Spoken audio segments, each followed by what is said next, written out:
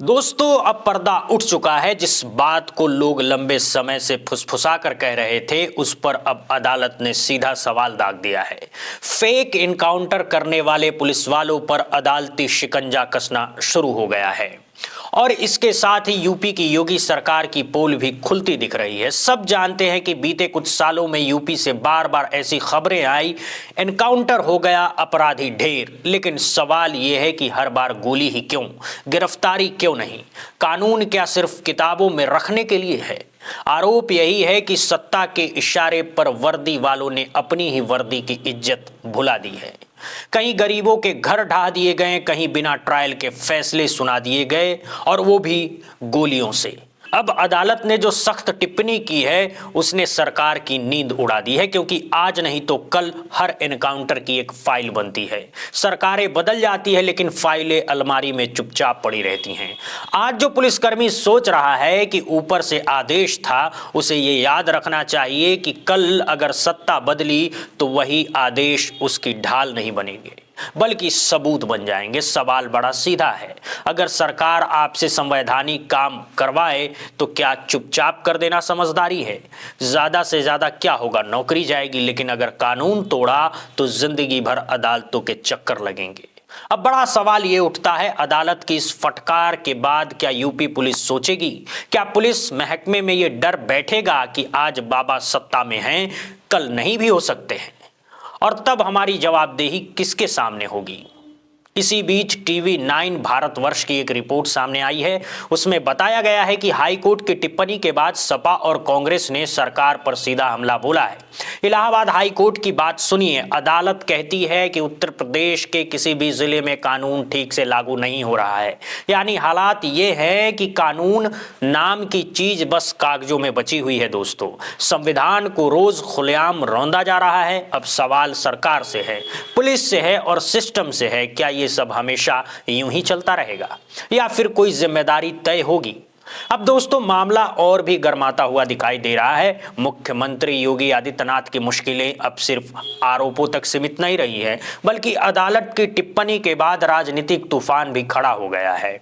खबर साफ साफ कह रही है, यूपी में संविधान और कानून का खुलेआम उल्लंघन।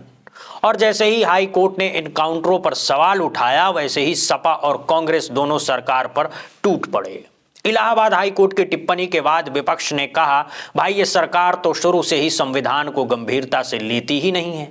समाजवादी पार्टी के प्रवक्ता फखरुल हसन ने सीधे शब्दों में कहा है कि प्रदेश की बीजेपी सरकार ने न कभी संविधान का सम्मान किया, न कभी कानून की मर्यादा समझी। उनका कहना है कि सरकार न सिर्फ कानून तोड़ रही है, बल्कि अदालतों के आदेशों को भी हल्के में ले रही है।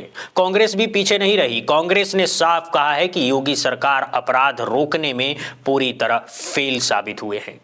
मतलब साफ है, न अपराध रुका, न इंसाफ दिखा, बस प्रचार चलता रहा। अब जरा असली मुद्दे पर आइए। हाई कोर्ट ने जो बात कही वो बहुत सीधी और बहुत कड़ी है। सजा देना सरकार का काम नहीं है, ये अदालत का काम है। सुप्रीम कोर्ट पहले भी साफ कर चुका है कि कोई भी सरकार, जज, जूरी और जल्लाद तीनों एक साथ नहीं बन सकती।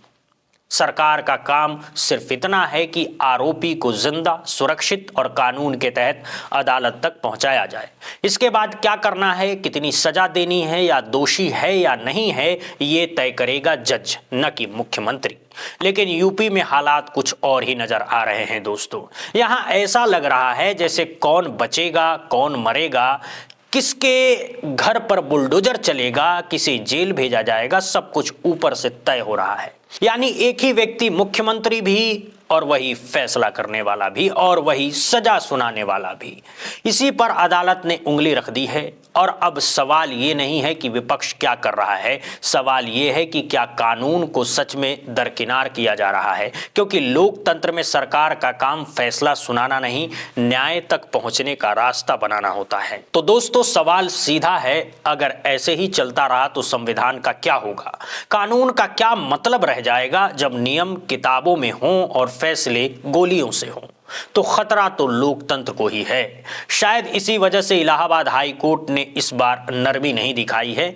एक तरह से कहें तो अदालत ने बाबा को कड़ा संदेश दे दिया है कि भाई ये तरीका ठीक नहीं है। हाई कोर्ट में साफ कहा गया है कि अपराधियों पर कार्रवाई एक सिलेक्टिव अप्रोच से की जा रही है, यानी किसी पर सख्ती, किसी पर मेहरबानी, और ये सब कानून के हिसाब से नहीं बल्कि मर्जी के हिसाब से हो रहा है। अदालत ने दो टूक कहा, सजा देना न्यायपालिका का काम है, सरकार का काम नहीं है। लेकिन मौजूदा सरकार खुद ही न्याय देने के लिए निकल पड़ी है, यानी आरोपी पकड़ा भी नहीं, ट्रायल भी नहीं और फैसला पहले ही सुना दिया गया। अब कांग्रेस भी खुलकर सामने आ गई है। उत्तर प्रदेश कांग्रेस के वरिष्ठ नेता और प्रवक्ता अंशु अवस्थी ने कहा है कि योगी सरकार अपराध रोकने में पूरी तरह नाकाम साबित हुए हैं। उनका आरोप है कि पुलिस अपराध रोकने के बजाय हाफ एनकाउंटर करने में ज्यादा बिजी है।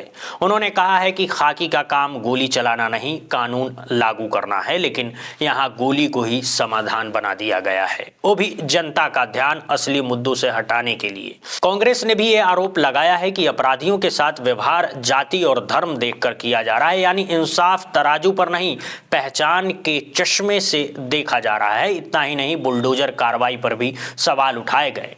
अंशु अवस्थी ने याद दिलाया कि सुप्रीम कोर्ट पहले ही बुलडोजर कल्चर पर सरकार को फटकार लगा चुका है, लेकिन उसके बावजूद ये सिलसिला थमा नहीं। अब जरा अदालत की उस टिप्पणी पर आइए जिसने पूरे सिस्टम को आईना दिखा दिया है। इलाहाबाद हाई कोर्ट ने 28 जनवरी को एक केस की सुनवाई के दौरान यूपी पुलिस के एनकाउंटर्स पर गंभीर सवाल उठाए।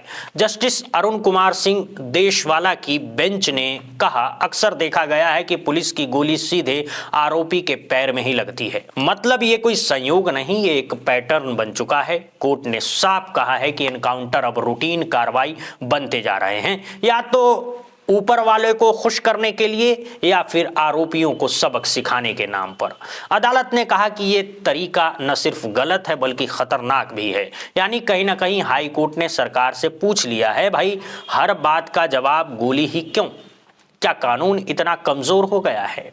आज हालात ये हैं कि कुछ भी हो, पुलिस पहले पिस्टल निकालती है, फिर सवाल पूछती है। धमकी भी गोली की और जवाब भी गोली से। तो क्या इससे कानून व्यवस्था मजबूत होगी? बिल्कुल नहीं दोस्तों। इसीलिए हाई कोर्ट ने सख्त नाराजगी जताई है और इसी वजह से आज जस्टिस अरुण कुमार सिंह देशवाला को लोग खुलकर सलाम कर रहे हैं। कम से कम अब उम्मीद तो जगी है कि फेक एनकाउंटर पर लगाम लगेगी, हाफ एनकाउंटर का खेल रुकेगा और सरकार, जज, जूरी और जल्लाद तीनों बनने से बचेगी। अब सवाल आपसे है, इस पूरे मामले पर आपकी क्या राय है? कमेंट में जरूर लिखिएगा। वीडियो पसंद आई हो तो लाइक कीजिए, शेयर कीजिए और अगर चैनल पर नए हो तो सब्सक्राइब करके सपोर्ट जरूर करें। मिलते हैं अगली वीडियो में, तब तक के लिए बहुत बहुत धन्यवाद, बहुत बहुत शुक्रिया दोस्तों।